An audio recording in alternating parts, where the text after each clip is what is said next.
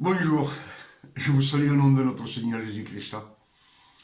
Je suis heureux d'être encore une fois devant vous. Vous qui écoutez mes messages et qui regardez mes vidéos. Aujourd'hui, le message que je vous apporte, c'est un message de grâce, de connaissance. C'est ce que Dieu m'a mis dans le cœur. Et ce qu'il me met dans le cœur, je veux le partager avec vous. Aujourd'hui,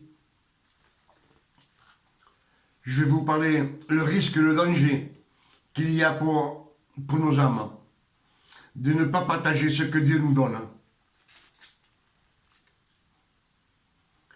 Pour ça, je vous dis que pour moi, c'est un honneur et un privilège de vous apporter ce message. Quand Dieu nous donne quelque chose, c'est-à-dire que Dieu nous donne des bénédictions, des guérisons, des talents, des révélations, il faut les partager avec tout le monde. Avec les chrétiens, comme avec les inconvertis.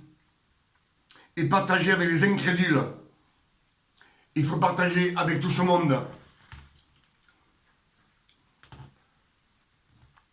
Pas seulement dans l'église. C'est bien de partager dans l'église, d'attendre les gens qui viennent. Mais Dieu dit, allez dans tout le monde et faites des disciples.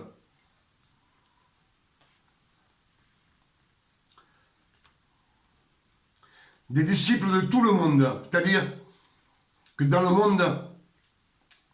monde entier, de toute race, de toute couleur, de toute langue, et que nous partagions dans les églises, dans les réunions, c'est bien, mais il faut aller plus loin et partager ce que Dieu vous donne, ce que Dieu vous a donné. Il faut le partager avec tout le monde. Je dis ça parce que je vois un petit peu dans les églises que les chrétiens et les chrétiennes se conforment, ils se contentent avec peu de choses. Tant les chrétiens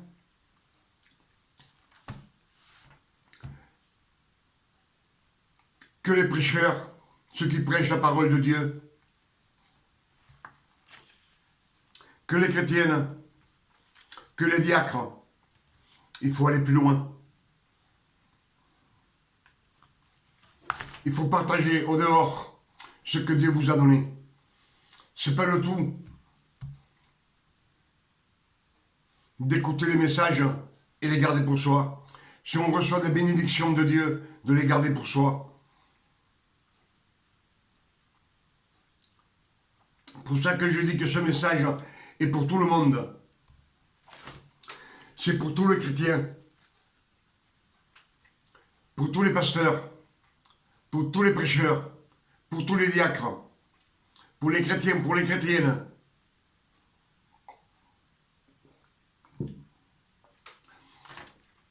Parce que même si on est chrétien, simplement chrétien, Dieu nous donne des révélations.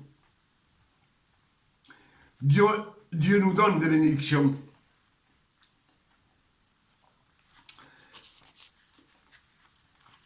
Si vous partagez ce que Dieu vous a donné, Dieu vous donnera beaucoup plus de bénédictions, des fleuves d'eau, de bénédictions couleront sur vous dans votre vie.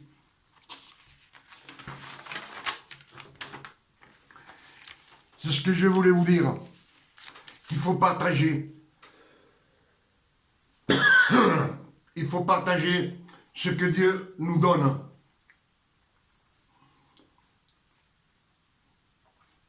Partager dans l'église, dans les réunions, c'est bien.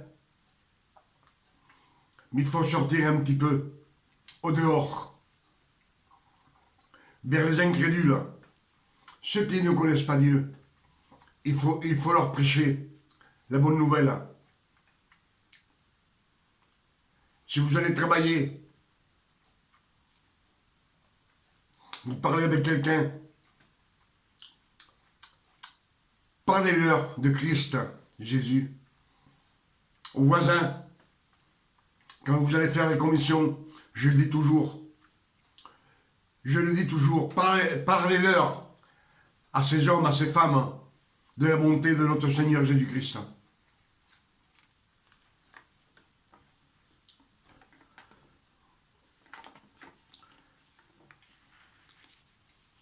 Si vous ne partagez pas ce que Dieu vous donne,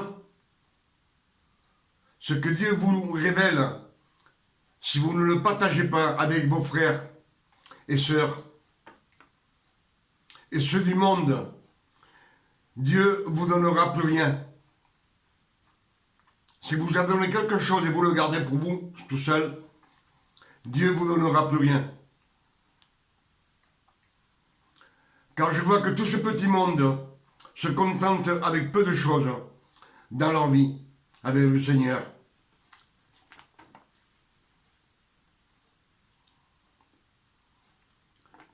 Eh oui. Je vois les chrétiens qui vont à la réunion, ils écoutent, ils viennent chez eux, ils vont à la réunion deux fois par semaine ou 3 fois par semaine. Mais au bout de 3 jours, quand vous leur demandez qu'ils ont prêché, ils ne s'en souviennent pas. Je parle des chrétiens. Et même des diacres. C'est pas que je vous pointe du doigt, non. Loin de là. Loin de moi cette pensée. Mais c'est de vous enseigner pour arriver à la grâce de Dieu.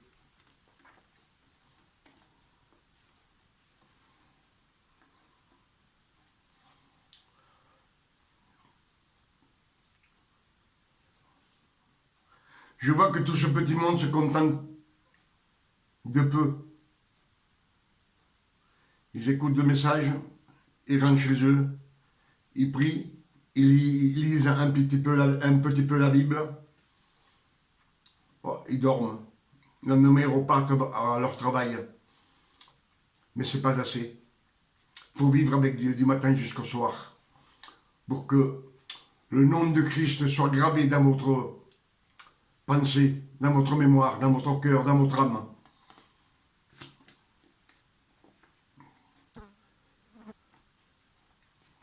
Celui qui ne partage rien, que Dieu lui donne quelque chose, des bénédictions, il ne les partage pas. Ça me fait penser un petit peu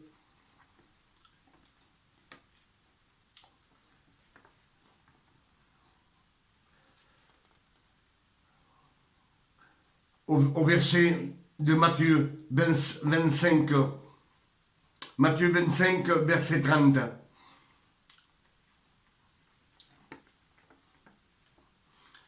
Il dit qu'un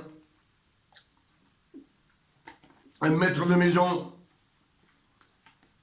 appela ses serviteurs et leur donna des talents. Il donna 5 talents à l'un, 2 talents à l'autre, et 2 talents au second, et au second serviteur, et 1 talent au 3e serviteur. C'est ce qu'il y a écrit dans Matthieu 25, verset 30.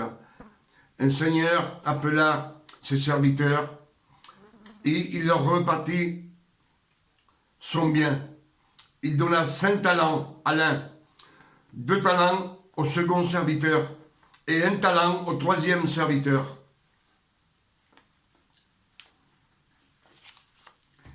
C'est ce que ça me rappelle, ce verset que j'ai prêché il y a des années, des années. Et ce verset, ce qu'il dit,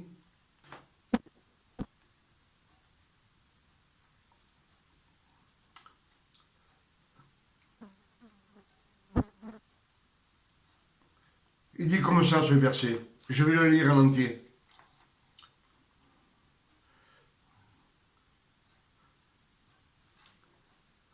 Il dit, c'est un homme qui part, un homme qui partant pour un voyage appela ses serviteurs et leur remit ses biens. Il donna 5 talents à l'un, 2 talents à l'autre, et au troisième, selon sa capacité, il leur donna 1 talent. C'est-à-dire qu'il donna 5 talents à l'un, 2 talents à l'autre, et 1 talent au troisième. Il leur donna d'après leur capacité. Les talents, ça c'est Jésus. C'est une parabole de Jésus.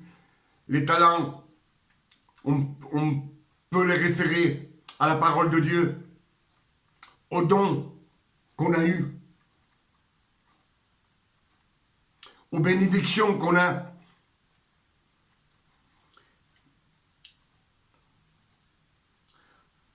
Et quand le maître est revenu, celui qui avait reçu 5 talents, celui qui avait reçu les 5 talents, s'approcha en emportant 5 autres talents, et dit, Seigneur, tu m'as remis 5 talents, voici, j'en ai gagné 5 autres talents. Son maître lui dit, c'est bien, bon et fidèle serviteur. Tu as été fidèle en peu de choses, je te confierai beaucoup plus. Entre dans la joie de ton maître. Celui qui avait reçu les 2 talents s'approcha aussi. Il dit, Seigneur, tu m'as remis 2 talents quand tu es parti. Voici, j'en ai gagné 2 autres. Et son maître lui dit, c'est bien, bon et fidèle serviteur. Tu as été fidèle en peu de choses, et je te confierai beaucoup. Entre dans la joie de ton maître. C'est-à-dire que les dons qu'ils avaient donnés, c'est ce que j'ai dit, de partager. De partager pour gagner des âmes pour notre Seigneur. C'est du fruit pour le Seigneur.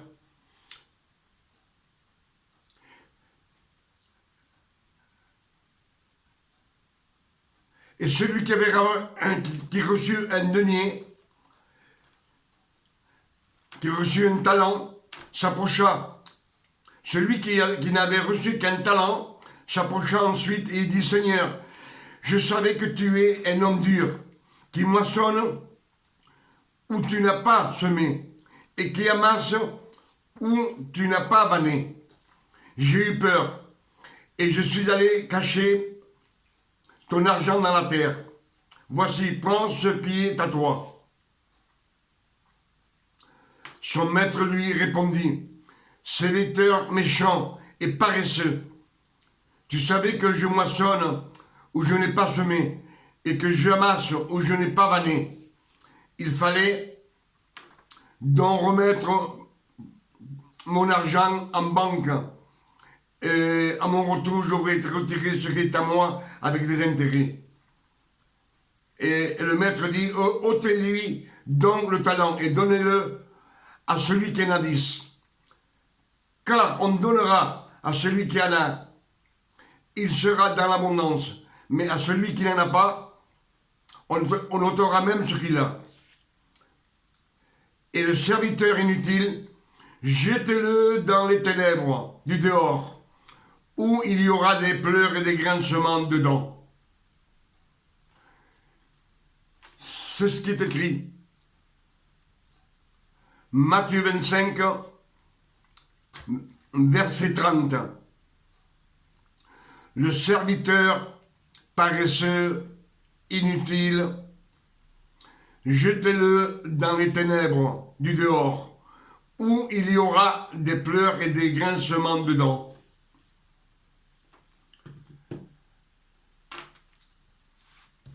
Chaque fois que je vous parle des messages, je vous dis, c'est écrit. C'est pas moi qui l'invente. Vous voyez, c'est Matthieu 25 et au verset 31.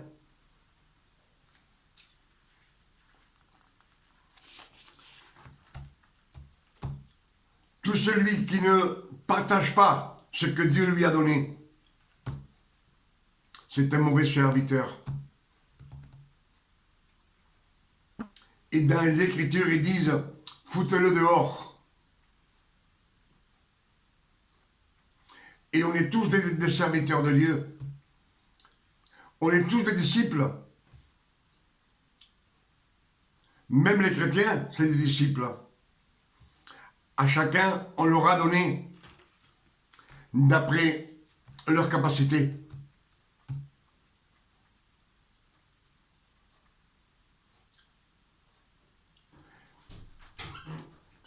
Les talents qu'on donne ici sur la terre, là, on peut faire référence à la parole de Dieu, au talent que Dieu t'a donné pour servir Dieu.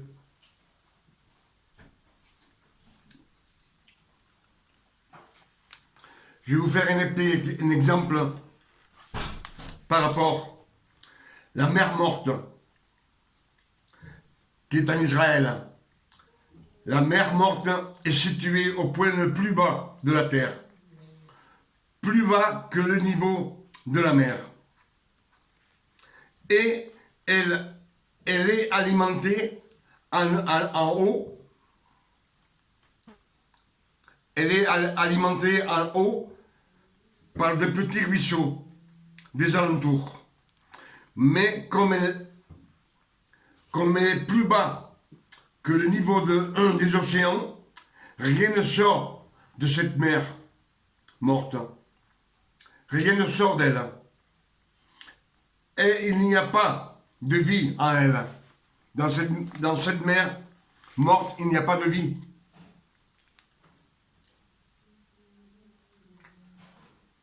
Ce qu'elle reçoit, c'est très peu de choses. Et il n'y a pas de vie. Ce qu'elle perd comme eau, c'est l'évaporation d'eau qui monte au ciel. Et on dit que chaque année, elle perd cette masse d'eau, elle perd de sa profondité. Et avec les années et les années et les années, on pense que cette mer morte, c'est possible qu'un jour elle disparaisse.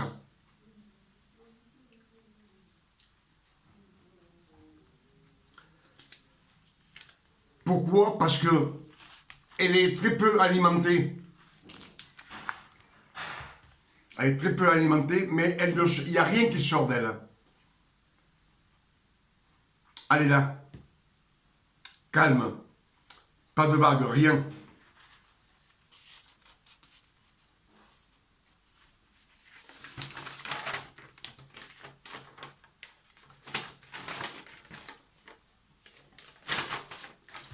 Par contre, au contraire, tous les océans sont alimentés en eau. Par tous les fleuves.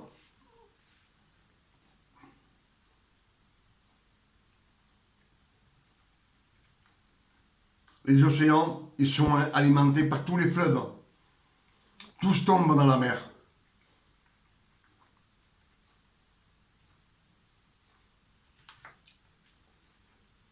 Donc, elle donne des vagues. Une vague après l'autre. Une vague après l'autre. Elle donne des vagues. C'est un petit peu comme les bénédictions de notre Seigneur. Quand on est avec Christ Jésus, les bénédictions viennent des unes après les autres, pour l'éternité.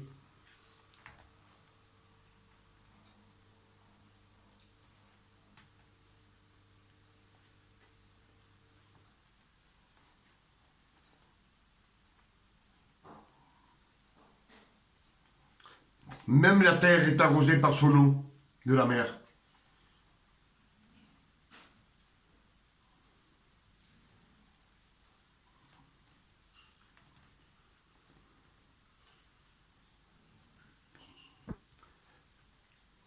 C'est comme celui qui partage tout ce que Dieu donne.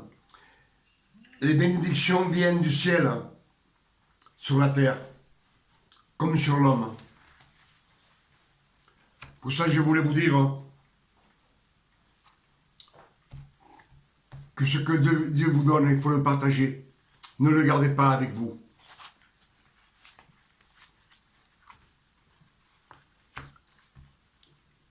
Tant les chrétiens que les chrétiennes, les prédicateurs, les prêcheurs, les diacres, partagez ce que Dieu vous donne. Tous les jours. C'est pas seulement dans les églises ou à votre cousin.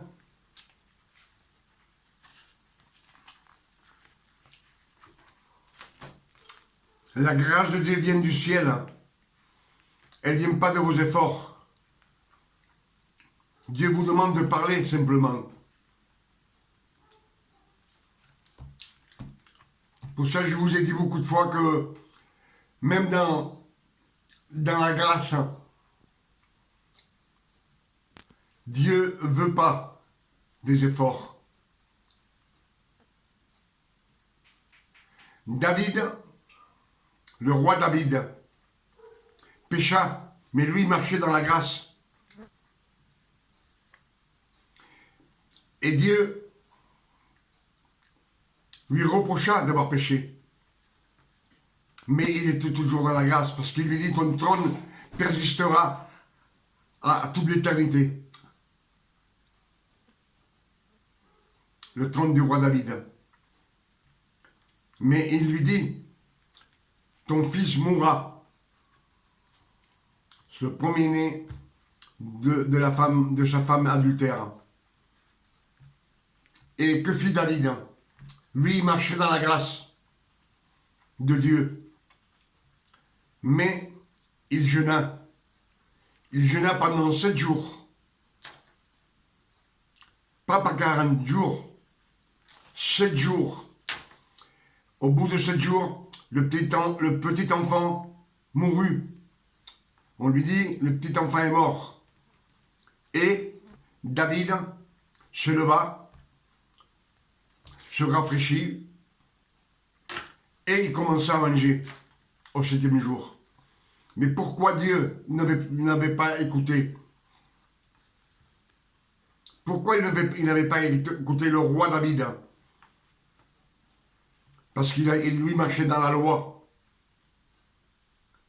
Lui, il ne marchait pas dans la loi. Il marchait sous la grâce, mais il est revenu à la loi. Il est venu. Il a jeûné pendant 7 jours.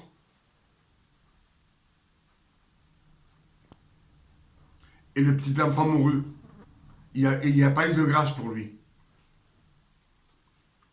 Lui, il voulait faire un temple pour Dieu. Mais comme lui, il est dans la grâce, Dieu ne voulut pas. Dieu, il ne voulut pas qu'il paye pour avoir la grâce de Dieu, qu'il fasse un temple. Il lui dit, ton fils, Salomon. Salomon était jeune. Et Salomon vivait sous la loi, pas sous la grâce. David marchait, vivait sous la grâce. Salomon vivait sous la loi. Et il dit, ton fils me fera. Il ne voulut pas. On ne peut pas payer Dieu pour quelque chose. Dieu n'en veut pas de vos efforts, ni des efforts de votre argent. Quand Benjamin alla acheter du pain à Joseph en Égypte, oui, Benjamin leur donna une bourse d'argent. Et Joseph la lui remis dans le sac des aliments qu'il avait emportés. Parce que la parole de Dieu, on ne peut pas l'acheter. La grâce de Dieu, on ne peut pas l'acheter. Ni avec vos efforts, ni avec votre façon de faire, ni avec votre gentillesse. Dieu ne veut pas de la loi. La loi est sainte. La loi c'est la sainteté de Dieu même. Pour ça, quand il te voit, que tu sois gentil, tu sois le meilleur fils du monde, le plus sympathique, le plus fidèle, quand il te regarde, il te voit pécheur. Tu es un pécheur.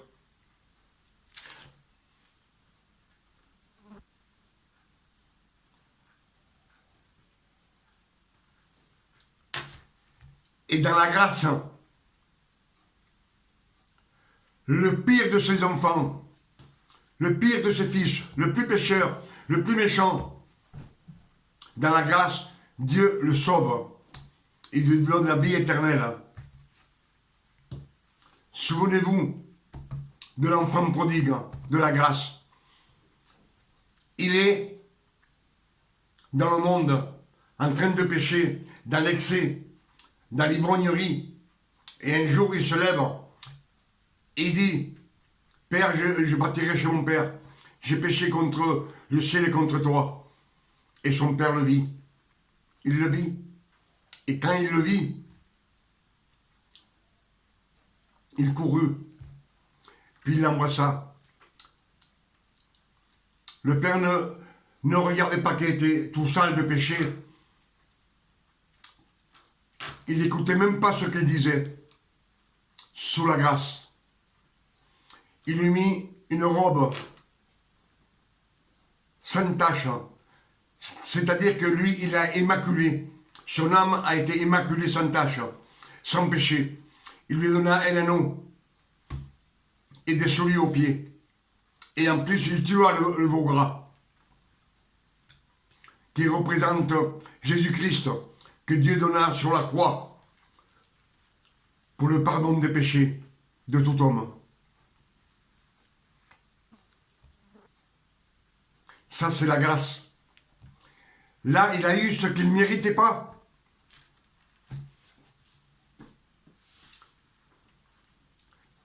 Le fils prodigue, il n'a pas de nom. Ça représente un peu tout pécheur qui est dans le monde et qui revient vers Dieu, vers la grâce.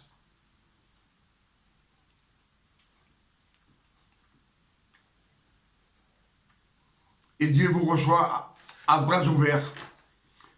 Par contre, le fils prodigue de la loi, vous la connaissez aussi. Il dit qu'un père avait un fils qui était un pécheur, un ivrogne. Il vivait dans le péché, constamment dans le péché. Et un jour, ils le prirent, son père et sa mère, ils l'amenèrent vers les hommes du village. Et les hommes le condamnèrent. La substance, le péché, c'est la mort. Et il fut condamné à mort, il fut lapidé. Ça, c'est la loi. Le salaire du péché, c'est la mort, c'est la loi, c'est la sentence. Là, sous la loi, il avait reçu ce qu'il méritait.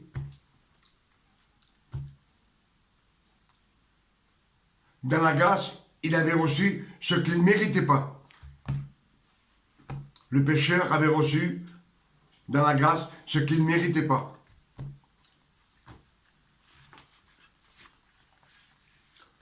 Pour ça, je vous dis,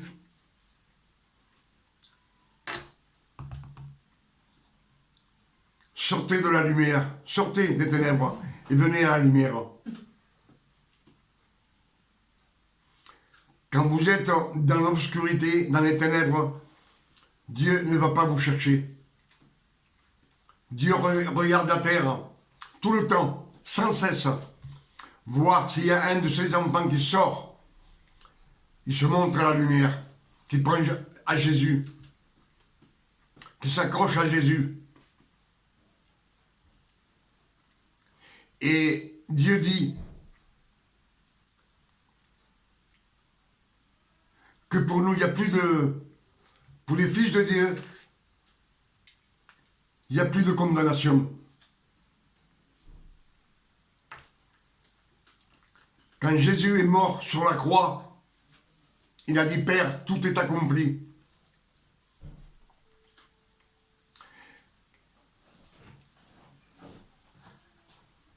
Quand on dit tout est accompli, c'est que Jésus sur la croix, il dit, dans tes mains je recommande mon esprit. Il demande du repos au Père éternel. Et au troisième jour, Dieu le ressuscita. Il le mit à ses côtés, à côté de Dieu, dans son trône. Car tout travail, quand il est fini, il demande du repos. Même Dieu, dans le jardin d'Éden, quand il finit de faire les cieux et la terre, le jardin d'Éden, en 6 jours, le 7e jour, il dit qu'il se reposa. Dieu se reposa. Dieu, on sait bien qu'il ne se fatigue pas. Ce repos, c'était pour Jésus. 4000 ans après, il savait que Christ Jésus devait mourir sur la croix. Il lui demanderait du repos. Et ce repos, pour nous aussi, c'est pas pour Dieu qui demande du repos. Dieu ne se fatigue pas. Je pense que je me fais comprendre. À vous ouvrir un petit peu les méninges, comme on dit.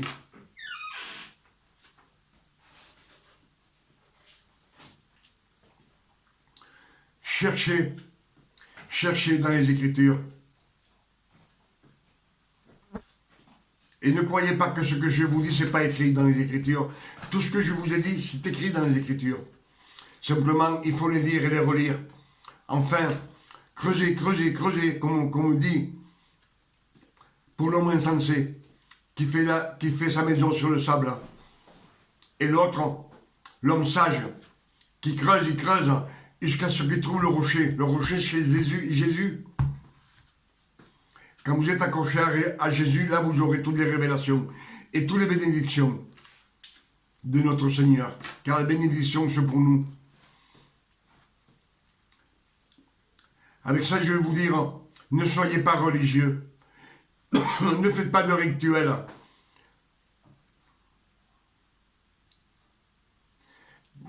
Dieu ne veut pas des efforts. Il vous dit clairement, l'homme ne sera pas justifié par ses efforts.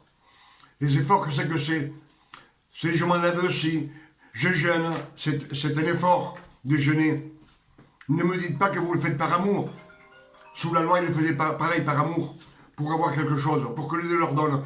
Mais si vous jeûnez pour avoir quelque chose du Seigneur, vous vous rendez compte que vous faites un petit peu comme, disons, dans la méchanceté. Dieu est méchant, il ne veut rien vous donner. Il faut insister pour qu'il vous donne quelque chose. Non. Dieu dit, demandez-moi dans la prière ce que vous voulez, je vous le donnerai. De fils à père, sans jeûner, sans être à genoux, soyez pas religieux. La religion vous ramènera à rien.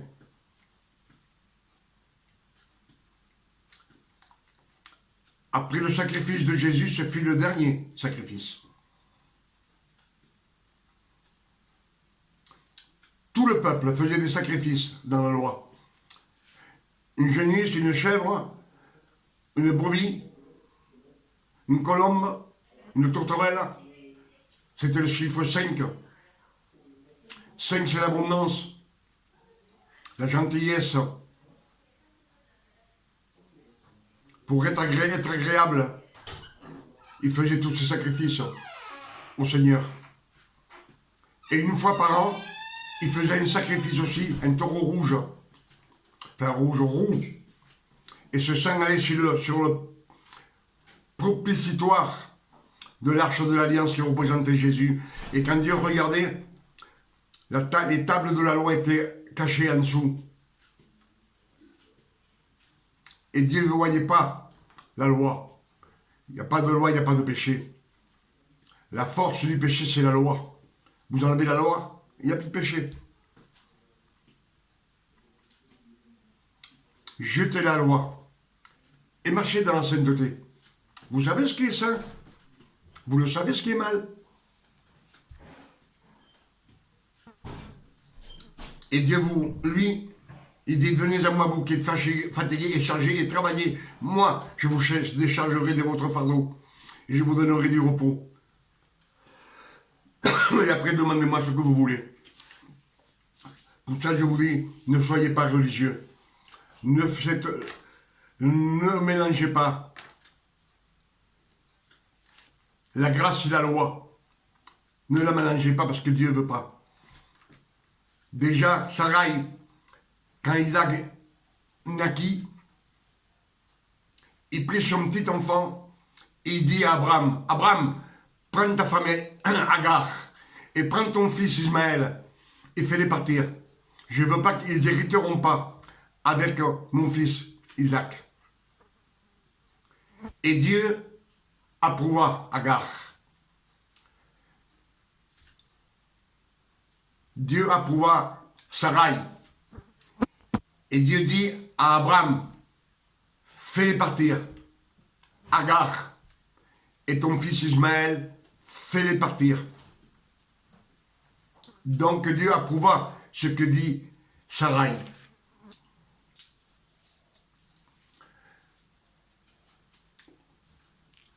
C'est écrit dans les Écritures. C'est pas des balivernes et c'est pas des choses que vous savez pas. Vous le savez parce que vous les avez lues. Mais vous dites oui, mais c'est pas comme ça. Et chaque fois c'est pareil. C'est pas. Si ça veut pas dire ça. Le repos, ça veut pas dire ça.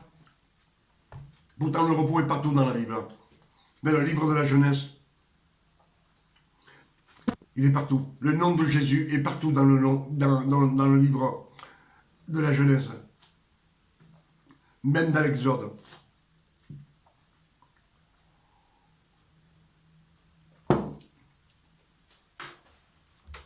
Je pense que je vous ai dit beaucoup de révélations ce soir. Pour votre comportement. Parce que j'arrête pas de... Et je vous dis ce soir que Dieu vous bénisse et vous garde. Si j'ai oublié quelque chose, je vous le dirai la prochaine fois. À la prochaine.